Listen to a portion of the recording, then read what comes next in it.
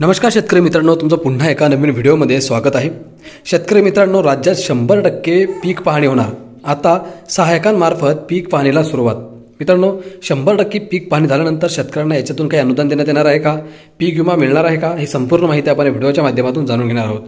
त्यामुळे तुम्ही हा व्हिडिओ पूर्ण बघा आणि आपल्या माझी माहिती या यूट्यूब चॅनलला अजून पण सबस्क्राइब केलं नसेल तर सबस्क्राइब देखील नक्की करून घ्या। तर चला ही सविस्तर माहिती काय आहे आपण समजून घेऊयात। शेतकरी मित्रांनो, राज्यात रब्बी हंगामात शेतकऱ्यांनी केवळ 16% क्षेत्रावरील ई पीक पाहणी अर्थात पेरलेल्या पिकांची नोंदणी केली होती। आता सहायकांमार्फत ई पीक पाहणी सुरू असून ती 100% करण्याचे उद्दिष्ट जिल्हाधिकाऱ्यांना देण्यात आले आहे। त्यासाठी राज्यभरात सुमारे 45,000 सहायकांची नेमणूक करण्यात आली आहे। सहायकांना किमान 80% शेतकऱ्यांची पीक पाहणीची नोंद करणे आहे। केंद्र सरकारच्या निर्देशनानुसार यंदाच्या रब्बी हंगामात ॲग्रिस्टॅक योजनेअंतर्गत ई पीक पाहणी ही डिजिटल क्रॉप सर्व्हे या ॲपद्वारे सुरू करण्यात आली आहे। शेतकरी स्तरावरील पीक नोंदणीसाठी 15 जानेवारी ही अंतिम मुदत होती। त्यात एकूण 32,28,032 हेक्टर क्षेत्रावरील पीक पाहणी अर्थात नोंदणी पूर्ण झाली आहे। एकूण लागवड क्षेत्राच्या तुलनेत हे प्रमाण 15.41% इतके आहे। राज्य सरकारने दिलेल्या कालावधीमध्ये शेतकऱ्यांनी आपली नोंदणी पूर्ण केली नसल्यामुळे अनेक शेतकरी कृषी विभागाद्वारे राबवण्यात येणाऱ्या योजनांपासून वंचित राहणार नाही, याची दखल घेत सरकारने यापूर्वीच सहायकांची नेमणूक केली आहे। सहायक स्तरावर नोंदणीसाठी 16 जानेवारीपासून सुरुवात झाली।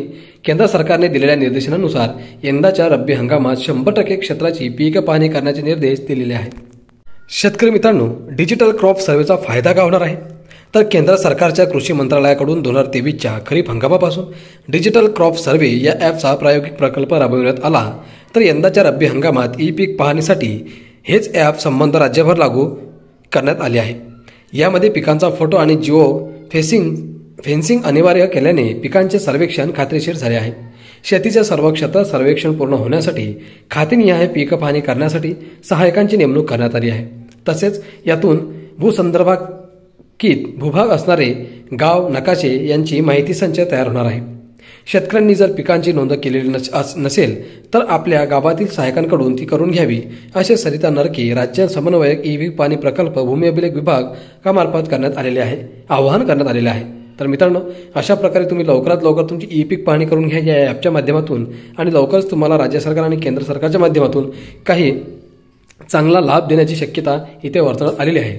अपेक्षा करतो आजची माहिती तुम्हाला समजली असेल तर व्हिडिओला लाईक, चॅनलला सबस्क्राईब करा आणि या व्हिडिओ इतर शेतकरी मित्रांना शेअर करा। धन्यवाद।